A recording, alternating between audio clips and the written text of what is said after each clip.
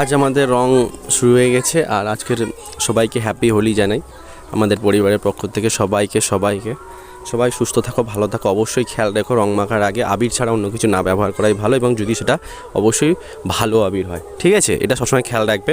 এবং আজকের আমরা রং খেলার আগে আমার বাবা গত 5-6 মাস হচ্ছে মারা গেছে।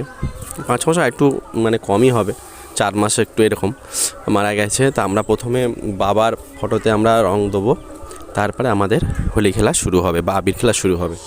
আর আমরা বাবাকে খুব মিস করছি সবাই। গত বছর বাবা ছিল এই টাইমটায়, আজকের নেই আমাদের কাছে। যাই হোক, সবাই আনন্দের দিনে সবাই খুব আনন্দ করো, এনজয় করো অবশ্যই। আর খেয়াল রেখো তোমার আনন্দে কারোর যেন নিরানন্দ না হয়।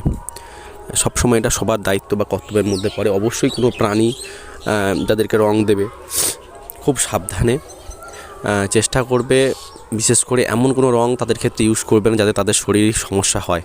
হ্যাঁ, আর এটা শুধু প্রাণী বলে নয়, প্রত্যেক মানুষের ক্ষেত্রেও তাই। যারা রং নিতে ইচ্ছুক তাদেরকেই রং দাও, নয়তো দিও না। আর অবশ্যই রংটা, যেটা আমি বারবারই বলছি, তোমরা কোনো এমন কোনো রং ইউজ করো না যেটা তাদের স্কিনের সমস্যা হতে পারে। ওই জন্য সবসময় খুব সাবধানে, খুব হালকা রং তোমরা ব্যবহার করবে। আমরা বাবার ফটোতে সবাই মিলে রংটা দিচ্ছি।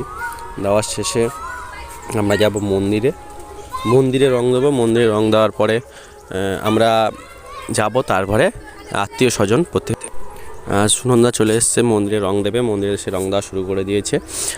আমাদের যেহেতু বাবার রং দেওয়া হয়েছে, এবার আমরা মন্দিরে দিচ্ছি। মন্দিরে দিয়ে আমরা সবাই মোটামুটি ইফতার লাগাবো। আর সবাই ভালো থেকো, পরে আবার কথা হবে।